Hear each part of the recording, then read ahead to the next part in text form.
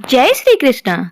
जब इस भौतिक जगत में हमारा जन्म होता है तो हम पर कुछ शरण होते हैं, जैसे कि पितृ शरण, मातृ शरण, देव शरण, ऋषि शरण और भूत शरण। भूत शरण चुकाने के लिए हमें प्रकृति और पंच महाभूतों का सम्मान पूर्वक उपयोग करना चाहिए, जैसे पेड़ न काटना, हवा, जल, आकाश और पृथ्वी को प्रदूषित न करना, उसका संयमित उपयोग करना और जीवों की हत्या से बचना।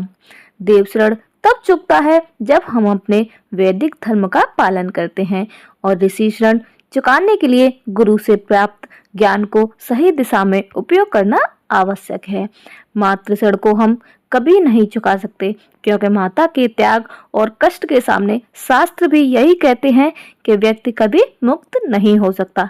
पितृ शरण से मुक्त होने के लिए शास्त्र श्राद्ध या पिंडदान करने की सलाह देते हैं।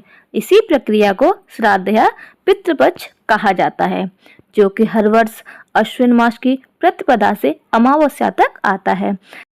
ब्रह्मांड पुराण में श्री शील सुत गोस्वामी जी कहते हैं, प्राप्नोति अन्नम यथा दंतम जंतुर्यंत्रम तथा व्रते यथा गोसो वस्ततो गोविंददम मातरम। यानी श्राद्ध में जो यथाविधि अन्न दिया गया है, वह प्राणी जहाँ भी जिस योनि में रहता है उसको उसी रूप में प्राप्त हो जाता है। जैसे कि गौ में छिपी अपनी माँ को बछड़ा प्राप्त कर लेता है। तो चलिए आज हम इस वीडियो में देखते हैं कि इस बार यह श्राद्ध पक्ष कब से आरंभ हो रहे हैं और इन दिनों में पितरों की मुक्ति के लिए क्या करना चाहिए और किन कार्यों का निषेध माना गया है। इस वर्ष श्राद्ध की तिथि को लेकर अनेक शंका हैं कि आखिर यह श्राद्ध या पितृपक्ष 17 सितंबर से आरंभ हो रहे हैं या फिर 18 सितंबर से। तो देखिए, प्रत्येक वर्ष पितृपक्ष का आरंभ अश्विन मास की प्रतिपदा से ही माना जाता है। इसी दिन से हम पितरों के लिए पिंडदान, श्राद्ध क्रिया और तर्पण करना आरंभ करते हैं। इस बार 17 सितंबर से पितृपक्ष आरंभ हो रहा है और यह 2 अक्टूबर तक चलेगा। 17 सितंबर को प्रातः 11:44 से पूर्णिमा तिथि आरंभ हो रही है, यानी कि सूर्योदय के बाद इस दिन को श्राद्ध पूर्णिमा कहते हैं। लेकिन इस दिन हम सामान्य मनुष्यों का श्राद्ध नहीं करते। इस पूर्णिमा पर ऋषियों के लिए तर्पण किया जाता है और इस प्रकार हमारा पितृपक्ष 18 सितंबर अश्विन मास की प्रतिपदा से आरंभ होता है। इस दिन प्रातः 8:06 तक पूर्णिमा तिथि है और उसके बाद प्रतिपदा तिथि आरंभ हो जाएगी। इसीलिए कई स्थान पर इस दिन को पूर्णिमा के रूप में मनाया जा रहा है। तो इस प्रकार 18 सितंबर को पूर्णिमा और प्रतिपदा दोनों तिथि का मिश्रण होने के कारण इस बार पितृपक्ष आरंभ दिन के विषय में संशय देखने को मिल रहा है। लेकिन अगर आपके किसी पितरों की मृत्यु प्रतिपदा के दिन हुई है तो उनका श्राद्ध इसी 18 सितंबर के दिन ही करना चाहिए और इस प्रकार आने वाले 15 दिनों तक पितृपक्ष का पालन होना चाहिए। पितृपक्ष में श्राद्ध क्रिया उस दिन की जाती है जिस तिथि पर आपके पितृ की मृत्यु हुई है। अगर किसी को अपने पूर्वज की मृत्यु तिथि याद नहीं है तो वह अंतिम दिन यानी कि अमावस्या के दिन श्राद्ध कर सकते हैं।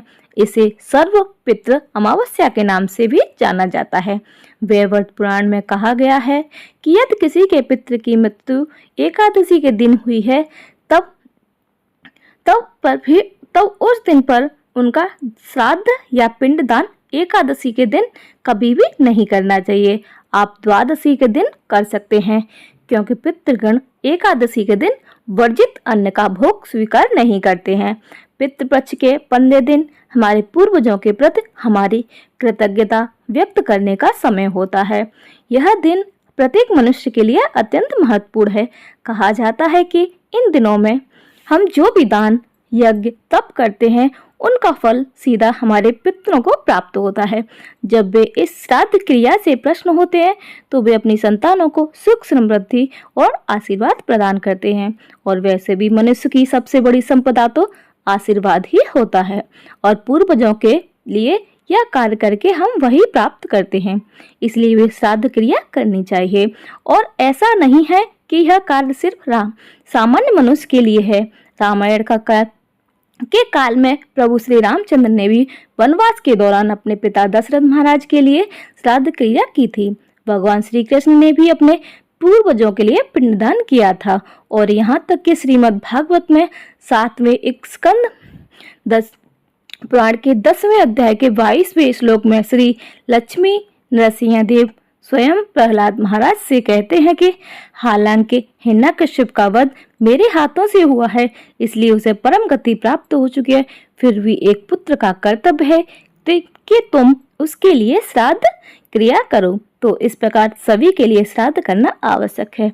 अच्छा, तो अब यह श्राद्ध कौन कर सकता है? तो विष्णु पुराण तृतीय अंश 13वें अध्याय में मृगवंशी राजा सगर कहते हैं, पुत्र पौत्र प्रपौत्र वा भ्राता व भ्रातः संतते सह पिंडम संतते वापि क्रियायारहो न जातहे।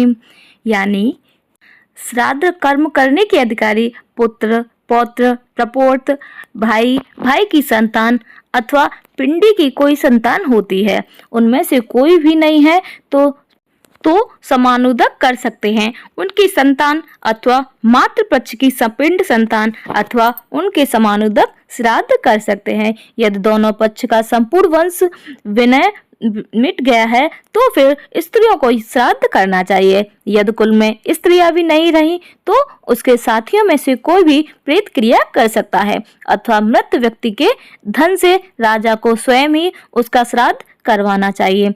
तो इस प्रकार हम देख सकते हैं कि श्राद्ध या पितृपक्ष में पिंडी के लिए किया गया तर्पण कितना आवश्यक है। पितृपक्ष में अधिक से अधिक आध्यात्मिक कार्य करने चाहिए, जैसे कि दान देना, ब्राह्मण या वैष्णव को भोजन खिलाना, अधिक से अधिक हरि नाम का जप करना और हरि कथा का श्रवण और पठन करना। इन सभी कार्यों के माध्यम से आपके पितरों को इन आध्यात्मिक कार्यों का फल प्राप्त होता है और वे परम गति को प्राप्त कर सकते हैं। इन दिनों में कोई भी मांगलिक या शुभ कार्य नहीं किए जाते हैं। यह समय हमारे शास्त्रों और वैदिक संस्कृति में सिर्फ पितरों को समर्पित किया गया है और उसका विशेष महत्व भी है। अगर आप इस पितृ पक्ष के विषय में और विस्तार से जानना चाहते हो तो नीचे कमेंट बॉक्स में लिखकर बता सकते हैं। अगर आपकी इच्छा हुई तो हम इस पितृ पक्ष के दौरान हमारे वैदिक शास्त्रों से और भी महत्वपूर्ण जानकारी और कथा आपके लिए लेकर आएंगे। तब तक के लिए हम अपनी चेतना को पूर्ण रूप से श्री कृष्ण के चरण कमलों में स्थिर करते हैं। जैसा कि आप जानते हैं, श्रद्धेह यत क्रियात तत् श्राद्ध, यानी जो श्रद्धा के साथ किया जाए वही श्राद्ध है। तो चलिए संपूर्ण श्रद्धा के साथ भगवान श्री कृष्ण के चरणों में अपनी चेतना को स्थिर करते हुए श्राद्ध क्रिया का पालन करते हैं और भगवान से यही प्रार्थना करते हैं कि वे हमारे पूर्वजों को उनके चरण कमलों की शुद्ध भक्ति प्रदान करें। जय श्री कृष्ण।